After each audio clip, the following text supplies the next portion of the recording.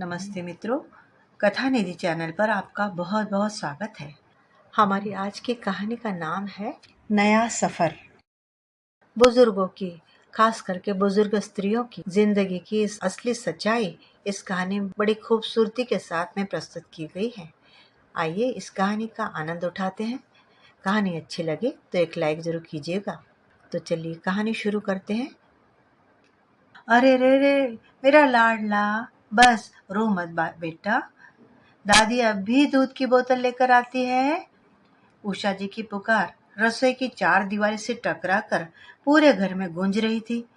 उनके हाथ में दूध की बोतल थी जिसमें वह दूध डाल रही थी और सामने फर्श पर बैठा उनका 1 साल का पोता दक्ष रोए जा रहा था। उषा जी उसे आवाज देकर बहलाने की कोशिश कर रही थी, मगर उस नन्हे तूफान को चुप कराना उनके बस की बात कहाँ थी। बस मेरा बाबू चुप हो जा, देख देख देख, दूध तैयार है। लेकिन इससे पहले कि वह दूध लेकर दक्ष के पास पहुंचती, एक कड़कती आवाज ने घर की शांति को चकनाचूर कर दिया। यह सब क्या है माँ जी? हद हो गई, एक काम भी ढंग से नहीं होता आपसे। यह रुचि थी, उनकी बहू। बहू गुस्से भरे लहजे में चिल्लाने लगी थी। घर आते आते ही तेज कदमों से वह घर में दाखिल हुई। दक्ष को गोद में उठाते हुए वह सास की ओर आग उगलती हुई नजरों से देखने लगी। क्या हुआ बहू, ऐसा क्या कर दिया मैंने? उषा जी ने आश्चर्य से पूछा। उनके चेहरे पर मासूमियत थी। दूध की बोतल अब भी उनके हाथ में पकड़ी हुई थी। क्या कर दिया, यह आप मुझसे पूछ रहे हैं? रुचि का स्वर और तीखा हो उठा। वो दक्ष को गोद में झुलाते हुए बोली, जरा देखिए तो मेरे बच्चे की क्या हालत बना रखी है। सारे कपड़े गंदे, हाथ पैर मिट्टी से सने हुए, और यह बेचारा भूख के मारे ऐसे चीख रहा था। मेरे पीछे ऐसे ख्याल रखती हैं आप इसका? उषा जी का चेहरा लटक गया। वो सफाई देने की कोशिश में बोली, अरे बहू, मैं तो बस दूध ही तो लेने गई थी। बिस्तर पर बिठाने पर आजकल ये गिर पड़ता है, इसीलिए जमीन पर बिठाकर चली गई थी। बच्चा है, हाथ पैर तो इधर उधर मारेगा ही। अच्छा, तो क्या चटाई पर नहीं बिठा सकती थी? जमीन पर क्यों बिठाया? रुचि ने तपाक से एक और सवाल दाग दिया। उसका गुस्सा अब उबाल पर था। फिर एक कोने में रखे दक्ष के मैले कपड़ों की ओर देखा उसने। हे भगवान, पहले दक्ष के छोटे छोटे कपड़े तो धो देती थी, आज तो वो भी नहीं धोए आपने। मुझे तो समझ में नहीं आता, सुबह सुबह सारा काम मैं निपटा कर जाती हूँ, फिर दिन भर आप करती क्या हैं? एक छोटे से बच्चे की जिम्मेदारी भी आप ढंग से नहीं निभा सकती। रुचि की कड़वी कसैली बातें सुनकर उषा जी का दिल तड़प उठा। बहू, ये तुम क्या कह रही हो? उनकी आवाज में कंपन था। तुम्हें क्या पता दिन भर मुझे क्या क्या करना पड़ता है। घर के कितने काम होते हैं, ऊपर से छोटा बच्चा। कभी सेरेलैक बनाती हूँ इसके लिए, तो कभी दलिया। अकेले सब कुछ करना कितना मुश्किल होता है मेरे लिए, ये तुम कैसे समझोगी? रुचि ने तिरछी नजर से उषा जी की ओर देखा। बस करो माँ जी, मुझे सब पता है कितना काम होता है और कितना नहीं। साफ सफाई के लिए तो काम वाली बाई आती है। सुबह का नाश्ता और सब्जी मैं बना कर जाती हूँ। फिर रह क्या गया आपके पास? जरा मेरे बच्चे की हालत तो देखो। रुचि ने दक्ष को हल्के से हिलाया, जिसके कपड़ों पर मिट्टी के धब्बे और दूध के छींटे दिख रहे थे। इतने गंदे कपड़े पहने हुए है ये, इसके कपड़े भी नहीं बदल सकती थी क्या? उषा जी ने गहरी सांस ली और वो अपने अंदर के दर्द को दबाने की कोशिश करने लगी। बहू, आज सुबह से मेरा बदन टूट रहा था, हल्का बुखार भी है। दक्ष आज बहुत तंग कर रहा था, फिर भी मैंने। उनकी बात पूरी होने से पहले ही रुचि ने बीच में टोक दिया। बस कीजिए माँ जी, जब देखो कोई न कोई बहाना तैयार रहता है आपका। काम नहीं करना तो साफ साफ कह दीजिए, मैं दक्ष के लिए डे केयर ढूंढ लूंगी। ये कहते हुए रुचि ने दूध की बोतल एक झटके से उनके हाथ से खींच ली और दक्ष को गोद में लिए तेज कदमों से अपने कमरे की ओर बढ़ गई। रसोई में अकेली खड़ी उषा जी की आंखें नम हो आई। बुझे मन से वह अपने कमरे में आ गई और बिस्तर पर ढह सी गई। आज सुबह से ही उनकी तबीयत नासाज थी, हल्का बुखार, बदन का टूटना, और फिर भी वो दक्ष के पीछे भागती रही थी। इतना कहने के बावजूद रुचि ने एक बार भी उनकी हालत नहीं पूछी। ये कोई नई बात नहीं थी। रुचि का रोज का यही रवैया था। चाहे उषा जी दिन भर काम में डूबी रहे, चाहे उनकी तबीयत ठीक हो या ना हो, रुचि को तो बस ताने मारने का मौका चाहिए था। रुचि अपने कमरे में दाखिल हुई, दक्ष को गोद से उतारा और उसके गंदे कपड़ों को झटके से बदलने लगी। उसकी हर हरकत में गुस्सा झलक रहा था। वह लगातार बड़बड़ाती जा रही थी। दक्ष को दूध की बोतल थमाकर उसने उसे पालने में लिटाया और खुद बिस्तर पर बैठकर अपना फोन निकाल लिया। ये उसका रोज का ही था। काम से लौटते ही जैसे ही वह अपने कमरे में कदम रखती, उसकी माँ का फोन आ जाता। हाँ माँ, अभी अभी घर पहुंची हूँ, रुचि ने फोन पर कहा। उसकी आवाज में थकान और चिड़चिड़ापन साफ झलक रहा था। क्या बताऊं माँ, आज फिर वही तमाशा। मैं घर पहुंची तो दक्ष जमीन पर लौट रहा था, भूख के मारे रोता भी जा रहा था। मेरा बच्चा, ऊपर से सारे कपड़े गंदे। ना बच्चे का ख्याल रखती है, ना घर का कोई काम करती है। उधर से उसकी माँ शांति जी ने तुरंत ताल ठोकते हुए कहा, अरे ये तो हद है रुचि, तू दिन भर नौकरी में खटती है और वो बुढ़िया घर में क्या करती है? बस मोबाइल चलाती होगी या सोती होगी। बच्चे की देखभाल की जिम्मेदारी तो दादी की ही बनती है। रुचि ने एक गहरी सांस छोड़ी, जैसे अपनी सारी भड़ास माँ के सामने उड़ेल देना चाहती हो। हाँ माँ, मैं क्या करूँ, क्या क्या करूँ? सुबह नाश्ता बनाऊं, सब्जी काटूं, काम वाले को काम समझाओ और फिर नौकरी की भागदौड़। ऊपर से घर आकर देखो तो घर का ये हाल। माँ जी को तो बस बहाने बनाने आते हैं। बदन दुख रहा था, बुखार था, हर दिन का यही ड्रामा है। शांति जी ने तड़ाक से जवाब दिया, बुखार? अरे ये सब बहाने हैं बेटी। तुझे क्या मालूम, सारा दिन बैठकर टीवी सीरियल देखती होगी। खैर छोड़, तू क्यों अपनी जान जलाती है? वो तो ऐश करती हैं और तू परेशान होती है। ये बता, अतुल कब वापस आ रहा है टूर से? कल रात तक आएंगे माँ, फोन पर बात हुई थी मेरी। दोनों माँ बेटी की बातें 1 घंटे तक चलती रही। प्राइवेट स्कूल जहाँ रुचि नौकरी करती थी, वहाँ की छोटी बड़ी बातें, घर का हाल, यहाँ तक कि खाने में क्या क्या बना, सब कुछ अपनी माँ को बताया। हर बार उषा जी के दिल में एक टीस सी उठती, अतुल को बताऊं तो क्या, वह तो और परेशान हो जाएगा। वैसे भी तो वह तो अपनी पत्नी की ही तो सुनेगा, उन्होंने मन ही मन सोचा। उषा जी को अब लगने लगा था कि चाहे वह कितना भी काम कर ले, इस घर में उनकी कदर नहीं होगी।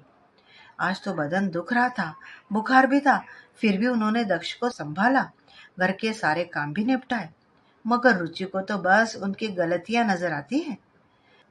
कई बार उनके मन में ख्याल आता कि यह घर छोड़कर चली जाऊं, मगर अगले ही पल सवाल भी उठ खड़ा होता, जाऊं तो जाऊं कहाँ?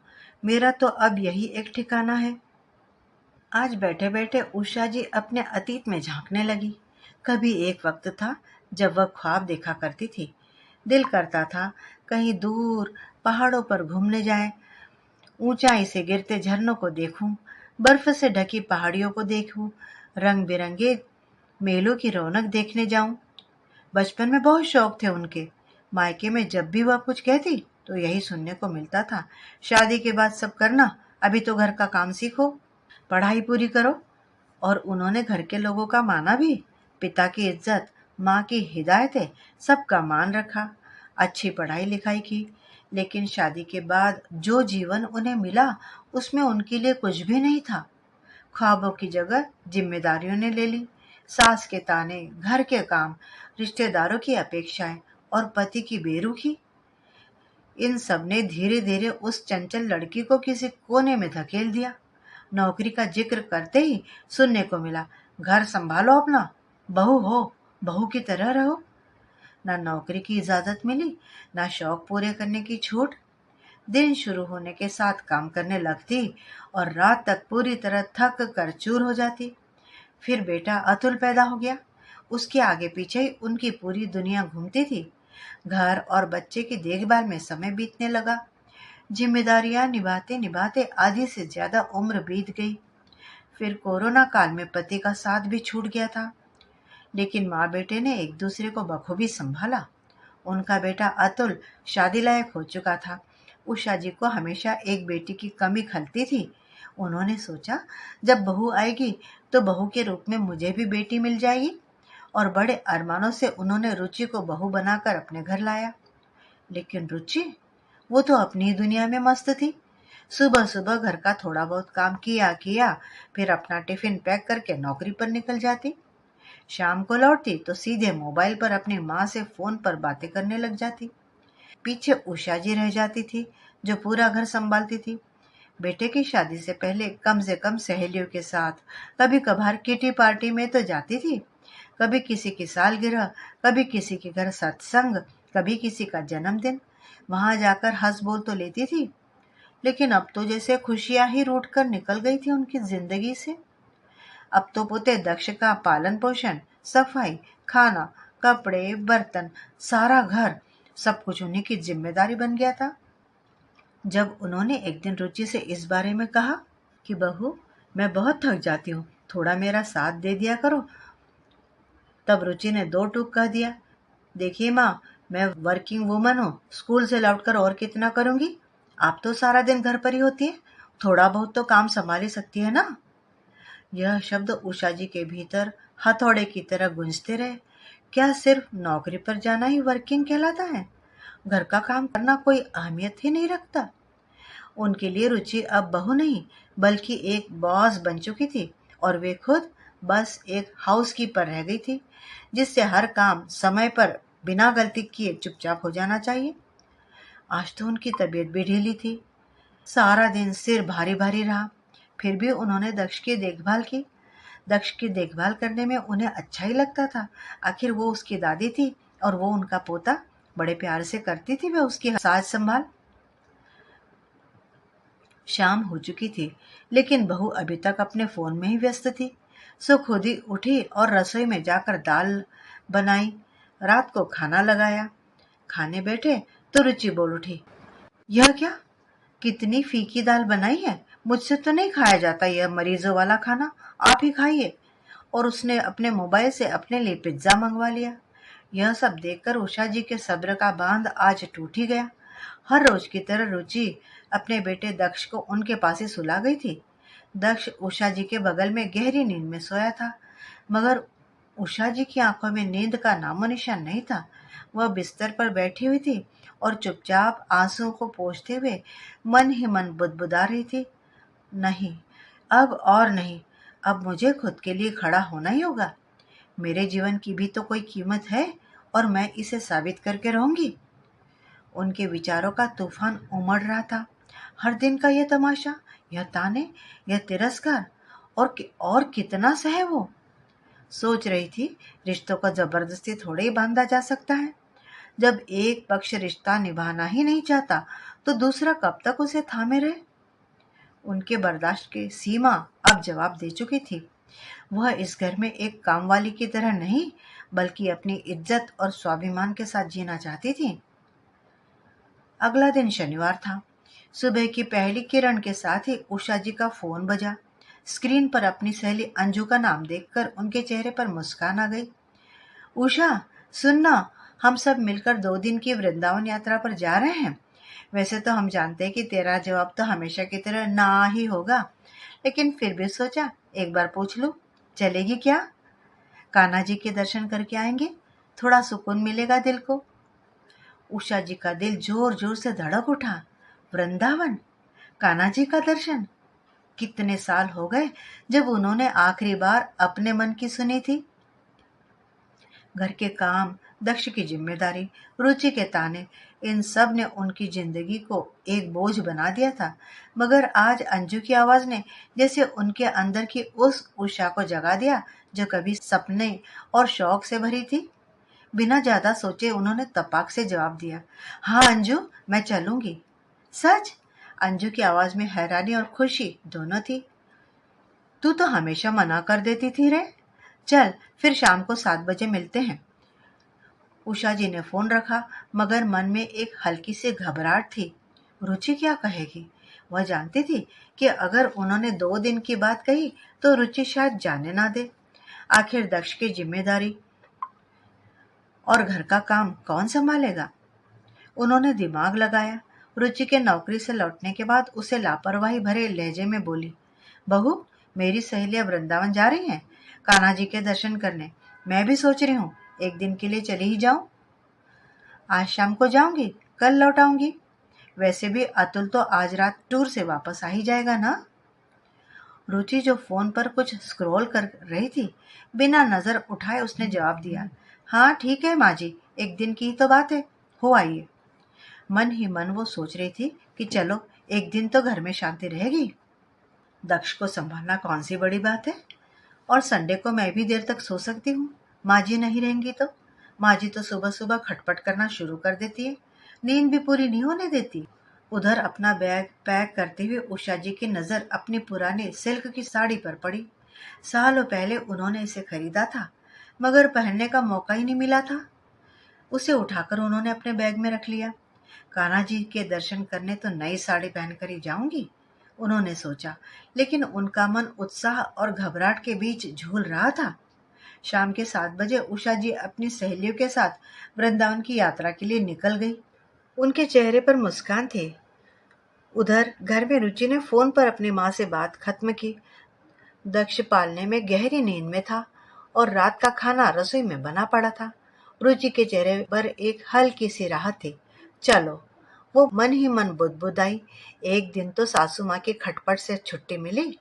वैसे भी वह सारा दिन गिद्ध की तरह इधर उधर मंडराती रहती है, संडे को भी चैन से सोने नहीं देती हैं। उसने सोचा, दक्ष को संभालना कौन सी बड़ी बात है, एक दिन तो मैं आराम से निकाल लूंगी। रात के 1 बजे जब अतुल अपने टूर से थका हारा घर लौटा, रुचि आधी नींद में थी। खाना गर्म करूं? उसने उम्मीदें स्वर में पूछा। अतुल ने हाँ में सिर हिलाया और खाना खाकर बिस्तर पर ढेर हो गया। मगर अभी दोनों ने आंखें बंद की ही थी कि दक्ष की आवाज से कमरा गूंज उठा। वो जोर जोर से रोने लगा। वैसे तो वह रोज दादी के पास सोता था, तो रात को उसे दूध पिलाने की जिम्मेदारी भी दादी की ही थी, लेकिन आज तो रुचि को ही उसे उठाना और संभालना था। रुचि परेशान होकर उठी, उठकर दूध गर्म किया और बोतल थमाई, मगर उसकी आंखें नींद से बोझिल थी। बस दक्ष, चुप हो जा, मम्मी को नींद आ रही है बेटा, वो बुदबुदाई। मगर दक्ष कहाँ मानने वाला था। बोतल फेंककर वो कभी रुचि के ऊपर कूदता तो कभी अतुल को पैर मारता। अतुल तो थकान के मारे गहरी नींद में चला गया था, मगर रुचि का धैर्य जवाब दे रहा था। दक्ष, बस कर, उसने चिड़चिड़ाकर कहा और उसे आखिर मोबाइल ही थमा दिया। मगर दक्ष ने मोबाइल को भी एक तरफ फेंक दिया और जोर जोर से चीखने लगा। सुबह 8 बजे जब दक्ष आखिरकार थक कर सो गया, तो रुचि भी बिस्तर पर ढह गई। मगर अभी 10 मिनट भी नहीं बीते थे कि दूध वाले के बेल ने उसे फिर से झकझोर दिया। अब कौन है? रुचि चिड़चिड़ाते हुए उठकर दरवाजा खोलने के लिए गई। दरवाजा खोला, दूध लेकर उसने चूल्हे पर उबलने को रखा और वापस कमरे में आकर लेट गई। अभी उसकी आंखों में नींद की खुमारी बाकी थी कि तभी काम वाली बाई ने बेल बजाई। बाहर निकली तो देखा सारा दूध चूल्हे पर बिखर चुका था। हाय राम, ये क्या? रुचि ने सिर पकड़ लिया। ये भी गया, वह बुदबुदाई। रुचि ने काम वाली बाई को सारी सफाई का जिम्मा सौंपा। अब तक उसके पेट में चूहे भी दौड़ने लगे थे। रसोई में कुछ बना नहीं था, कुछ पकाने का उसका मन था नहीं, सो उसने बिस्किट और नमकीन से ही काम चला लिया। इतने में दक्ष फिर से जाग गया। उसकी नींद पूरी हो गई थी और उसकी चीख पुकार ने रुचि का सिर दर्द बढ़ा दिया। अतुल, उठो ना, उसने चिढ़कर अतुल को हिलाया। देखो, दक्ष को संभालो, मैं थक गई हूँ। अतुल ने आंखें मलते हुए कहा, रुचि, मुझे नींद आ रही है, मैं 2 दिन से सोया नहीं हूँ, रात को भी देर से लौटा था, तुम ही संभाल लो। सुनकर रुचि का गुस्सा 7वें आसमान पर पहुंच गया। हाँ, सब मैं ही करूं। माँ जी एक दिन गई तो मेरे लिए तो जैसी कोई मुसीबत खड़ी हो गई, वो चीखती हुई बोली। मगर अतुल फिर से नींद में खो गया। उधर वृंदावन में उषा जी मंदिर की सीढ़ियां चढ़ रही थी। सहेलियों की हंसी और भजनों की मधुर धुन उनके कानों में रस घोल रही थी। कान्हा जी की मूर्ति के सामने खड़े होकर उन्होंने आंखें बंद की तो एक अलग ही सुकून मिला उनके दिल को। लेकिन यहाँ उनका घर किसी युद्ध क्षेत्र से कम नजर नहीं आ रहा था। दक्ष के लिए दलिया बनाकर रखते हुए रुचि की नजर बच्चे के मैले कपड़ों पर पड़ी। अरे, आधा दिन बीत गया और मैंने अभी तक इसके कपड़े ही नहीं बदले। उसने अपने आप को कोसा। खुद भी तो वह सुबह से नहाई नहीं थी। घर में नजर घुमाई तो चारों ओर कुछ न कुछ फैला हुआ था। थोड़ी देर में अतुल भी तो उठने वाला था। वह भी उठते ही खाना मांगेगा। रुचि के पेट में भी आते भूख से कुलबुला रही थी। फिर उसने झटपट मोबाइल उठाकर खाना ऑर्डर कर दिया। चलो कुछ तो राहत मिलेगी, उसने सोचा। खाना खाकर रुचि बाकी कामों में जुट गई, मगर काम थे कि खत्म होने का नाम ही नहीं ले रहे थे। कपड़े धोने, दक्ष को संभालने और बिखरे घर को ठीक करने में दिन कब ढल गया उसे पता ही नहीं चला। वो अपने मन ही मन में बुदबुदाने लगी, बस अब माँ जी आ जाएंगे तो थोड़ा सुकून मिलेगा, कम से कम दक्ष को तो संभाल लेंगी। मगर घड़ी की सुइयां रात की ओर बढ़ रही थी और उषा जी का कोई अता पता ही नहीं था। रुचि ने फोन उठाया और उनका नंबर डायल किया। एक बार, दो बार, तीन बार घंटी जाती रही, मगर जवाब नहीं। इसी बीच रुचि की माँ का फोन बार बार आता जा रहा था, मगर रुचि के पास इतना समय कहाँ था कि वह अपनी रोज की शिकायतों का सिलसिला चला पाए। उसकी माँ का कॉल उसने इग्नोर कर दिया। अब माँ को क्या समझाऊं, वो झल्लाई। खाना बनाने के लिए रसोई में गई, मगर तभी दक्ष फिर से चिल्लाने लगा। उसकी भूख और शरारतें रुचि का धैर्य चूस रही थी। गुस्से में उसने फिर से उषा जी को फोन लगाया, मगर जवाब न मिलने पर उसका गुस्सा उबाल पर आ गया। दक्ष अभी तक रो रहा था। हद हो गई, वो चीखी और गुस्से में आकर दक्ष को एक थप्पड़ जड़ दिया। दक्ष की जोर जोर की चीखें घर में गूंज उठी। तभी अतुल दौड़ कर आया। रुचि, ये क्या, तुम छोटे से बच्चे को मारने लगी? उसकी आवाज में हैरानी और गुस्सा था। तो मैं क्या करूं अतुल? रुचि का चेहरा गुस्से और थकान से लाल हो रहा था। तुम्हारी माँ बिना सोचे समझे घूमने निकल गई, ना कोई खबर, ना फोन ही उठा रही है। और तुम्हें तो मेरी कोई परवाह ही नहीं। क्या सोचा था मैंने और क्या हो गया? सारा संडे मेरा बर्बाद हो गया। वह चिल्लाते हुए सिर पकड़कर बैठ गई। तभी उसकी माँ का फिर से फोन आया। रुचि ने झटके से फोन उठाया और चीख पड़ी। क्या है माँ, बार बार फोन क्यों कर रही हो? मुझे टाइम नहीं है और तुम बार बार परेशान कर रही हो। पहले ही मैं तंग हूँ, परेशान हूँ, अब फोन मत करना, कहकर उसने फोन काट दिया। कमरे से अतुल की आवाज आई। रुचि, दक्ष के लिए कुछ खाने को दे दो, शायद भूखा है तभी रो रहा है। वह दक्ष को गोद में लिए चुप कराने की कोशिश कर रहा था। रुचि ने गुस्से से रसोई की ओर देखा, मगर वहां कुछ भी तैयार नहीं था। वो फिर से उषा जी को फोन लगाने लगी, मगर जवाब न मिलने पर उसका गुस्सा आसमान छूते जा रहा था। शाम तक लौटूंगी कहा था, अब रात के 10 बज गए और तुम्हारी माँ का कोई अता पता नहीं। वह अतुल पर ही बरस पड़ी। सास का गुस्सा अतुल पर निकालने लगी। अतुल ने ठंडे लहजे में जवाब दिया। अरे तो क्या हो गया, थोड़ा सा तो काम होता है घर का, उस पर भी तुम चिल्लाने लगी। रुचि के कानों में यह बात तीर से चुभी। यह वही शब्द थे जो हर बार वह उषा जी को सुनाया करती थी। आज उसे पहली बार एहसास हुआ कि जो काम वह थोड़ा सा समझती थी, वो कितना भारी था। सुबह से शाम तक दक्ष को संभालना, खाना बनाना, घर की साफ सफाई और हर छोटी बड़ी जिम्मेदारी। इसके अलावा रात को भी उषा जी दक्ष को संभालती थी। उन्हीं के जिम्मे उसे रखकर पति पत्नी आराम की नींद सोया करते थे। यह सब उषा जी हर दिन बिना शिकायत के करती थी और आज एक दिन में ही रुचि हिम्मत जवाब दे रही थी। उसकी थकान, गुस्सा और दक्ष का रोना, सब कुछ उसे उषा जी की जिंदगी की एक झलक दिखा रहा था। उधर उषा जी वृंदावन में अपनी सहेलियों के साथ मंदिर के बाहर बैठी थी। फोन की स्क्रीन पर रुचि की कई मिस कॉल दिखाई दी।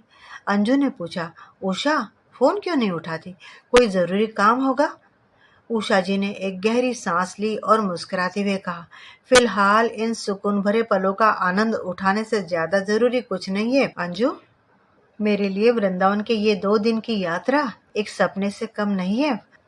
मंदिर का भक्ति से सराबोर माहौल, सहेलियों का साथ और कान्हा जी के दर्शन के बाद मिली शांति, सब कुछ उनके मन को एक नई ताजगी दे गया। वापसी के समय जब उनकी सहेलियां 2 महीने बाद की अगली यात्रा की योजना बना रही थी, उषा जी ने बिना हिचक के कहा, मैं भी चलूंगी अगली बार भी। उनकी आवाज में आत्मविश्वास था। घर के कामों से ब्रेक तो बनता ही है, उन्होंने मन ही मन सोचा। बस की खिड़की से आती ठंडी हवा उनके चेहरे पर मुस्कान बिखेर रही थी। मगर घर पहुंचते ही वो दृश्य देखकर उषा जी की आंखें फटी की फटी रह गई। पूरा घर जैसे किसी युद्ध का मैदान बना लग रहा था, या जैसे किसी तूफान की चपेट में आया हुआ लग रहा था। रसोई में बर्तनों का ढेर, सोफे पर फैले कपड़े, जमीन पर बिखरे खिलौने, और बीच में बैठा दक्ष गंदे कपड़ों में जोर जोर से रो रहा था। और रुचि, वो तो बिस्तर पर निढाल पड़ी थी, जैसे थकान ने उसे पूरी तरह से निचोड़ लिया हो। उषा जी का दिल एक पल के लिए तो पसीज गया। रुचि के लिए उनका मन भर आया, मगर अगले ही पल उनके मन में गुस्सा भड़क उठा। रुचि की नींद खुली तो वह झटके से उठी और उषा जी को देखते ही चिल्लाई, यह क्या माँ जी, एक दिन का कहा था आपने तो, और 2 दिन लगा दिए, बिना यह सोचे कि मैं यहाँ अकेले सब कुछ कैसे संभालूंगी। उषा जी ने भौहें तानते हुए जवाब दिया, क्यों बहू, तुम्हारे स्कूल में तो आज सोमवार की भी छुट्टी थी ना, फिर इतनी परेशानी क्यों? घर का काम इतना भी तो नहीं होता, और दक्ष तो छोटा सा बच्चा है, वो भला कितना तंग करता है। उनकी आवाज में तलखी थी और आंखों में गहरी बात छिपी थी। उनकी बात सुनकर रुचि हड़बड़ा गई। ये तो उसी के शब्द थे जो माजी उसे सुना रही थी।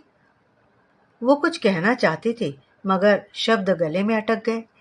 उषा जी ने थोड़ी देर में दक्ष को प्यार से गोद में उठा लिया, लेकिन जल्दी ही उन्हें एहसास हुआ कि उसने कपड़ों में ही पॉटी की हुई थी। उन्होंने रुचि की ओर देखा और कड़े शब्दों में बोली, बहू, मेरे पीछे तुमने मेरे पोते का ये क्या हाल बना रखा है? गंदे कपड़े, सूसू पोटे में सना हुआ, और तू आराम से सो रही है। घर तो देखो कैसा बिखरा पड़ा है। काम वाली बाई तो सफाई करके गई होगी, मगर क्या तुमसे चीजें भी सही जगह पर नहीं रखी गई?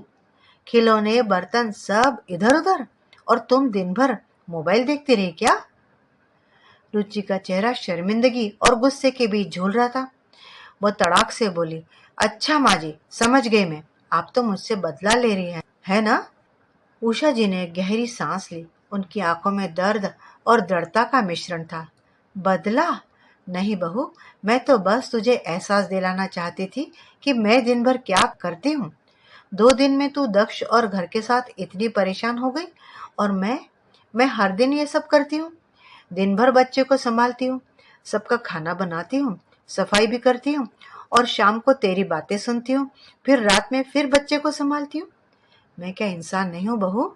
मुझे भी थकान होती है, मुझे भी तकलीफ होती है, मैं भी परेशान हो जाती हूँ। जब तुम कहती हो आप दिन भर करती क्या हो? अब रुचि की आंखें नम हो गई। उसने सिर झुका लिया। उषा जी की हर बात उसके दिल में चुभ रही थी। उसे याद आया कैसे उसने दक्ष को थप्पड़ मार दिया था, कैसे अतुल से झगड़ा किया था, यहाँ तक कि अपनी माँ का फोन तक नहीं उठाया था। उसे समय ही नहीं था इस काम के लिए। 2 दिन की इस अकेली जंग ने उसे वो थकावट दे दी थी जो उषा जी हर दिन चुपचाप ढोती थी, जबकि वह तो जवान थी। उषा जी बेचारी वृद्धा थी। रुचि का गला इस बात को सोचकर रूंध गया। वो धीमे स्वर में बोली, माँ जी, माफ कर दीजिए मुझे, मैंने आपको बहुत बुरा भला कहा, मैं ये सब कुछ समझ ही नहीं पाई, लेकिन जब मुझे खुद ये सब करना पड़ा तब समझ में आया कि आप कितना कुछ करती हैं।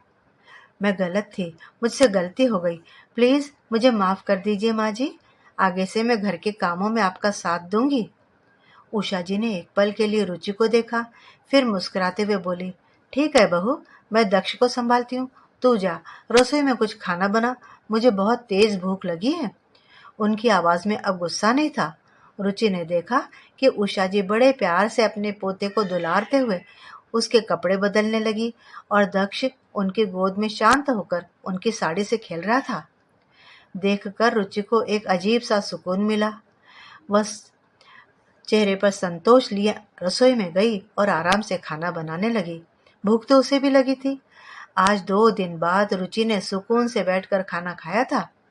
उस दिन के बाद जितना हो सका उसने घर के कामों में हाथ बटाना शुरू कर दिया।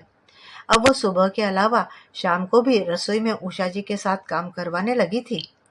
अब रात का खाना रुचि ही बनाती थी, और उषा जी, उन्होंने भी अपने लिए समय निकालना शुरू किया।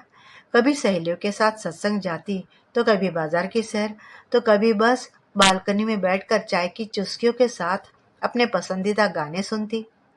रिश्तों के बीच की खाई अब धीरे धीरे प्यार और समझदारी के पुल से भरने लगी थी। मित्रों, यूं तो यह कहानी यहाँ पर समाप्त हो गई, लेकिन असल में यह कहानी यहीं खत्म नहीं हुई थी, बल्कि अब तो शुरू हुई थी एक नए सफर की कहानी, समझदारी की, अपनत्व की और सुकून भरे जीवन की। मित्रों, अभी आप सुन रहे थे नया सफर ये कहानी। उम्मीद करती हूँ कि कहानी आपको अच्छी लगी होगी। एक लाइक ज़रूर कीजिएगा। चैनल पर नए हैं तो चैनल को सब्सक्राइब ज़रूर कीजिएगा।